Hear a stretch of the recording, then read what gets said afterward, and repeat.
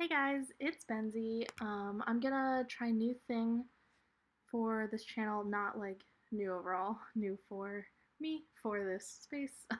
um, which I guess everything is new because I pretty much never post. I record videos all the time and they don't make it to the internet, so we will see if this is even different.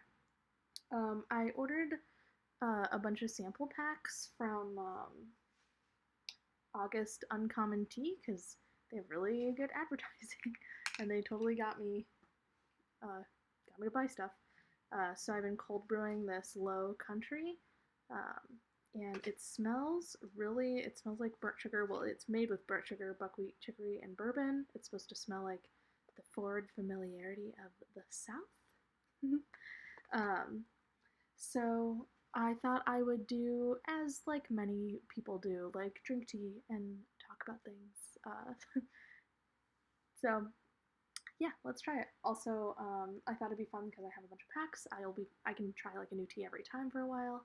Um, I'm sure I'll figure out what my favorite teas are and maybe even get recommendations from you guys at some point.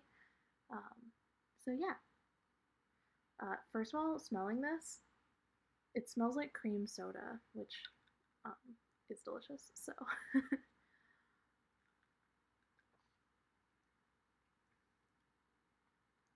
obviously not as sweet as it smells, but it does taste very good. I would definitely drink this again. I am still gonna add a little cream because that's the kind of tear I am. Is that really gross that I just did that? Mix it up. Uh, one of the things that is getting me to make videos, hopefully more consistently, is because of being a lot more isolated because of COVID. I have more. Well, it's weird to say I have more time because I still feel like I'm busy constantly doing stuff, but I don't have as many like social engagements. So a lot of my more of my time is spent like at my house or in front of my computer. So I could do some filming and editing and posting from my computer, which is something I'm capable of. um, and I do just want to say, like, since I'm posting this right now, this video isn't gonna be about this topic, but I want to say I fully support the riots with no asterisk. Like, just support it. Um, and I don't think I have like the most valuable thing to say right now besides the stuff I've already like posted on my other social media. And I don't think like I have a platform here anyway that anyone is watching. So uh, I kind of just was gonna do a little life update since I don't post that often. So one of the things is I'm gonna go move in with my friend Clara for a few weeks. I'm really excited about it. We're in like a little affinity group where we've created a list of safety practices and like those of us who think those practices are important are interacting with each other after a 24-day wait period to like hopefully alleviate like some level of fear about possible exposure. And yeah, right now I think like it's really important. One of the things I can do is not take up a hospital bed. I live somewhere that's pretty badly hit and has had more than 5,500 deaths. So it's really important to me to make sure that space is available for people who have less options to protect themselves. Um, but anyways, I'm really excited to go live with Clara for a few weeks. We haven't seen each other in 24 days because of possible exposure from some people having to go get medical tests. So yeah, the reason we're doing it, besides just like wanting to spend time with each other, because we like each other a lot, is we're going to transfer to the Uberman sleep schedule, which is something I've done twice in the past for a few months at a time each time. It's weird to drink a drink while talking at a video, like in a flow without, because usually I would drink like while the other person is saying something. Um, God, I'm saying so much, God. Including right then. Anyways, we're transferring to the Uberman sleep schedule, which I've done twice for a few months at a time, both those times. And Clara's never done it but is really interested, so we thought it would be fun to do it together because it's much, much easier if you have a partner. And the first 3 weeks, like 3 to 4 weeks, is the transition period. So after that time, we could do it in our own houses. So yeah, I'm so excited about it. I can't wait to spend more time with Clara. And one thing in general with my non-monogamy practice is, especially like I already live with someone. Uh, I live with Devin, and so over the last few years, even like new people I'm getting close to and excited about, I haven't had. Everybody just has their own home, you know. So I haven't had the opportunity to live with people that I'm getting close to, which is one of my favorite things. I have quite a history of moving in with people very quickly in relationships. I just love getting to see that like mundane parts of themselves. I just love that so much. So uh, I think right now Bara is my only other friend that I see so often that I get that part of. Um, yeah, so I'm really excited to get that with Clara. I do think 3 weeks to a month is enough time to pick up on a lot of that, and also a good stopping point that I feel very low risk of the hurting our friendship from living together type problems, you know? I did have one of my friends actually came and lived with me for a few months, and it was really cool, and I'm so glad I got that experience, but it did end up um like at the time, I don't think we planned it out very well, and we were like all three of us will just share the same bedroom and like set up no privacy or space. So it caused a thing where like at that time I didn't want to like spend time with them anymore, and I feel like it really hurt our friendship, and I think that's been rehabilitated in a lot of ways, and I'm super thankful for that I didn't lose it.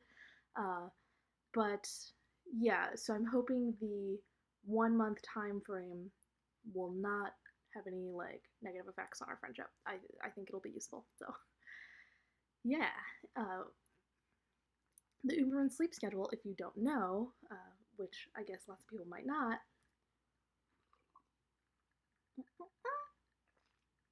you um, go through extreme sleep deprivation and just take a 20-minute nap every 4 hours.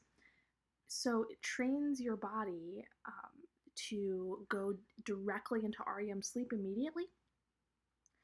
Then, after a few weeks, you are getting sleep through those 20-minute naps, like very high quality REM sleep. So you no longer feel tired. So you can function essentially 22 hours out of the day. And some of the things I really liked about it in the past were when I imagine sleeping 8 hours and then being awake for 12 hours. I feel so silly. Uh, no. What is 24 minus 8 is 16. 16 hours. I feel so silly. Um, those 16 hours, still like a few of those hours are spent waking up, and I feel like a few of those hours are spent winding down. And on the Uberman sleep schedule, the that's not really a thing. During the transition period, it very much you feel like very tired and delirious and can't drive and like shouldn't do like really be difficult to impossible to function at a job, anything like that. So luckily, Claire and I don't have to deal with that. It's a good time frame that we have. Uh, so yeah, but once you're in it, once the naps are becoming effective, there is no waking up period or tired period or winding down. You are awake, like high functioning awake for the 3 hours and 40 minutes in between every nap. So I really feel like you're not just gaining the just the sleeping time. You're gaining lots of awake time that's spent functioning around waking up and going to sleep. Some of the difficulties, which are reasons why I quit it in the past, the main reasons why I quit it were because I got jobs that no longer allowed for me to schedule in a nap every 3 hours and 40 minutes, as you can imagine most jobs don't.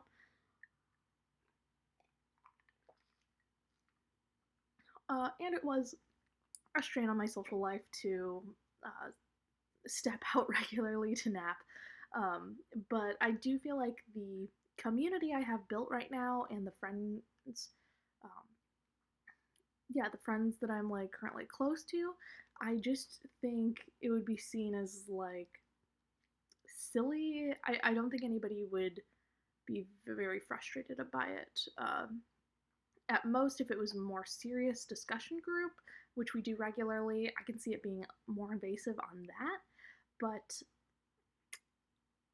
I could alter my nap by 20-30 minutes to finish a discussion group, no problem. So I don't think it will be very invasive. Uh, the thing I'm actually most worried about in this cycle is how not sleeping or napping for long periods of time, or cuddling, could affect some of my relationships where I feel like that's a high factor in our hanging out. Um, Specifically, my relationship with Bara, like, we do tons of stuff together that's not napping, but definitely I feel like a lot of bonding happens through napping and cuddling and sleeping together. So I have some worries about that, but uh, I mean, we'll see. I don't even know. Oh, the other thing is I use a birth control called Natural Cycles, which works by using a basal thermometer to take your temperature every single morning, and it gives you like red days and green days. Um, so occasionally I have unprotected sex, and so having some form of birth control is important to me because I don't want to get pregnant. But I have a lot of fear and pretty much like unwillingness to deal with traditional birth control methods.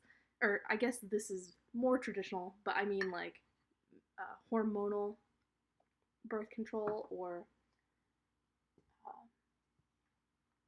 or putting a piece of metal in my vagina for years. I don't know, like it just makes me really uncomfortable. And this Natural Cycles has been approved by like the FDA and the European version of the FDA. The way it actually got approved is people are using it and then complained that they got pregnant.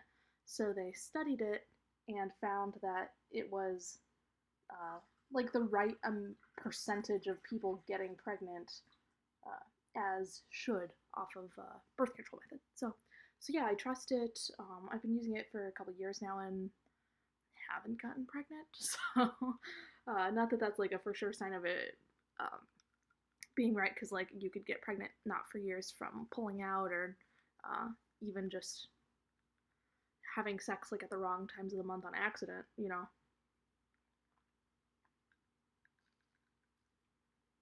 So, but back to the Uberman lining up with it, it requires you to hit a resting temperature in your body, and the 20-minute naps of the Uberman sleep schedule do not make you hit a resting temperature in your body.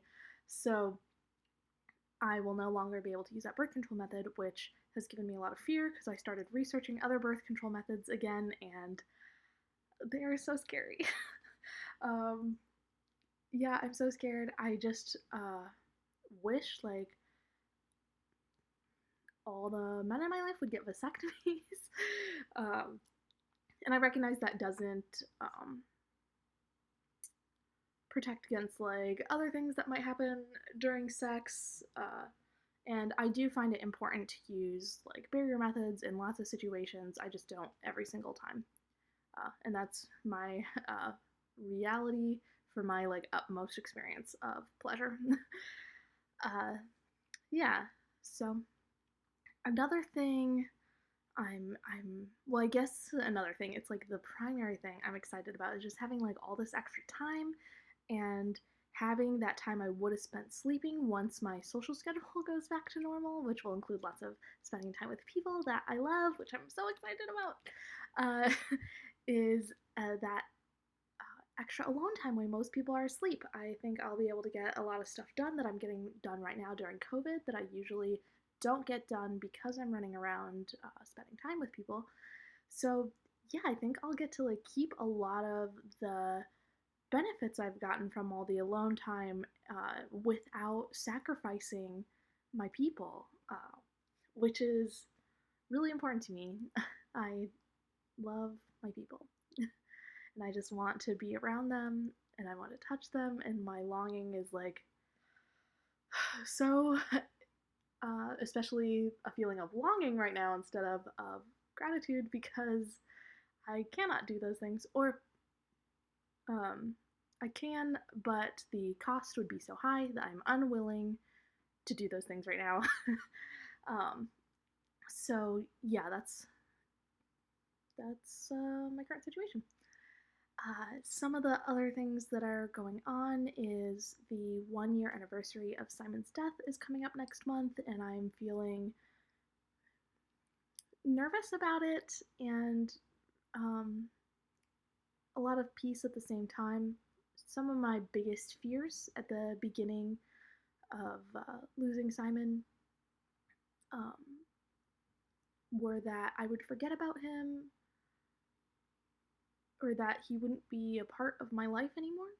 And I have found that to be so completely the opposite of true. I have not gone a single day without thinking about him, and I still talk to him in my head all the time. For a long time, I was sending him text messages until my phone said that the messages weren't going through, and that was like too painful for me to receive those like um, rejection responses essentially. So I quit actively texting him, but all the time in my head, I like talk to him and think about him. And I am working on a shelf on my bookshelf actually like dedicated to like gifts from him and memories I have with him. So I I'm happy about that, and I'm thinking I recorded a video like right when I found out that he died because I didn't have anyone to talk to, so I felt like a camera would be some like a way for me to talk out loud to something. Um, and so I think I might put that next to like a 1 year reflection video um, and post that online. I I will say that the shock of how painful it was very intense for me. I had like some level of mental conception of what it would feel for someone I love to die, but the reality of it was like so much more intense than I ever could have anticipated. So I think that might be valuable to have on the internet for some reason. I don't know. Um, I'm also thinking I found a book with his, like a children's book that actually just has his name as the main character's name. So I was thinking of ordering that book and writing a long letter into it for his mom and mailing it to her. So we'll see if that happens. I also like um, Simon's mom is like so nice and wonderful and was very like supportive of me at that time, like talking on the phone and stuff. But I have like fear around. I feel like she lost her child, and I lost my friend that I love, and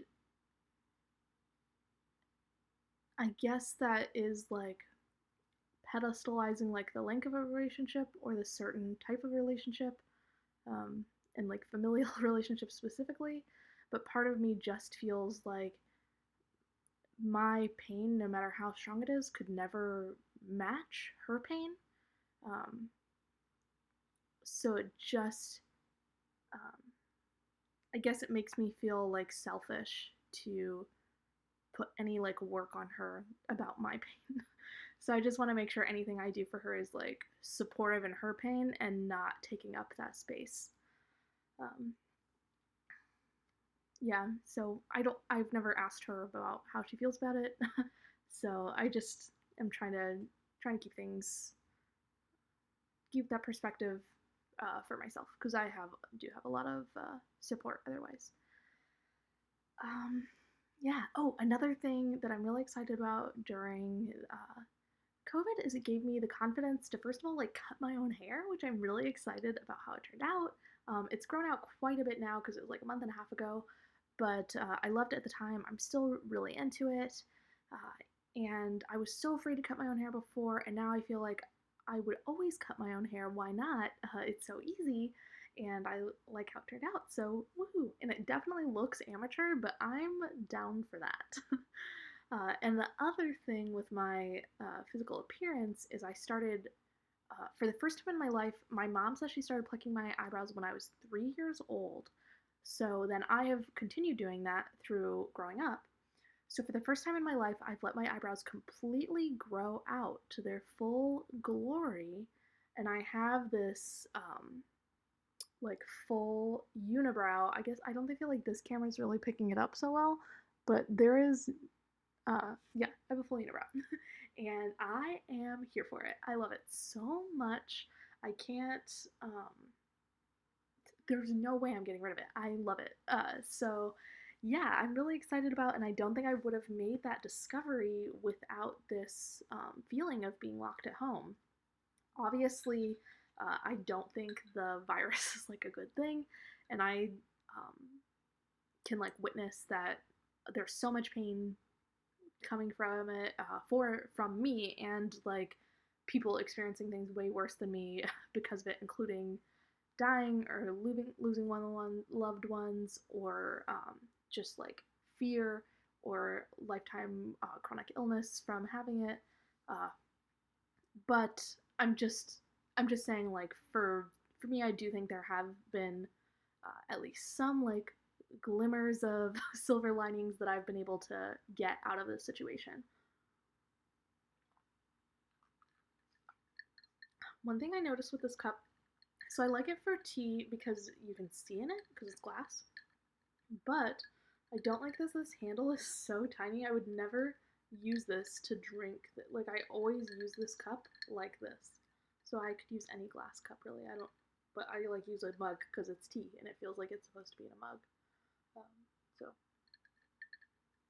or a teacup, I guess, which I do have lots of teacups, so maybe I will pull some of those out. I'm actually kind of like proud of it. I think it's kind of cute. So, um, quite a few people I know are NBs, including me. I also identify as non-binary, but definitely like okay, I have mixed feelings on it. So maybe for another video because this one's already 23 minutes long. Um, but uh, a few of my friends have started testosterone, and so for some of them, I've actually thrown a tea party to celebrate them getting accepted for starting testosterone, where I essentially throw like a little fancy tea party in celebration of the new thing that they get to do. And I got a lot of my teacups from people who they post on like the Facebook Marketplace. They have like a set of teacups, but like one has a defect or something in it, so they'll just sell like the one cup. So none of my teacups match, but I think they're all really cute. And I also like in a queer way identify with having like all these like defective teacups. Um, so yeah. Anyways, I think it's cute and I like it.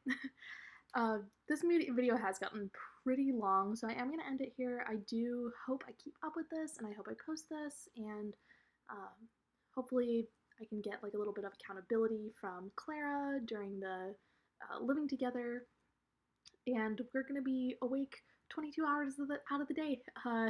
So I'm going to, and especially, okay, I guess I'll just go a little longer. So if like right now I had 22 hours, I do get a lot of stuff done, but I could definitely fill like quite a bit of that up with like TV, reading, media consumption. And during the 3 week transition period, you cannot do that because you will just fall asleep. If you lay down and read a book, you will fall asleep. If you sit and binge a TV show, you will fall asleep. So 100% of our time is going to be spent like moving, talking, like acting, constantly. So I expect to be very productive in a delirious way. Maybe some like cool, weird sleep deprivation art. So speaking of art, okay, one last thing. I was really excited a few months ago. I decided I wanted to start getting into the avocado pit carving. Avocados are one of my favorite foods. I am like from Arizona, and I feel like if you like order anything at a restaurant, like every single item has an avocado on it. It's just like, I don't know, if you live in the Southwest, you eat lots of avocados. Um, so I when I found out that you could carve the pits and they would harden into like little wood sculptures, I was like, holy crap, that's so freaking cool. So I've been saving all my avocado pits, and I'm planning to also do like a carving avocado pit every single day thing during our 3 weeks. And I did make like a little mask. This one hasn't even fully dried, so it's not the finished color. I gave him a unibrow too, because I'm like super into unibrows right now. And well, I do have one that I did a few months ago.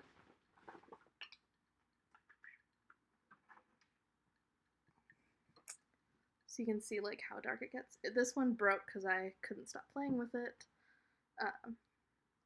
But like once they fully darken, it's really hard and dark like wood.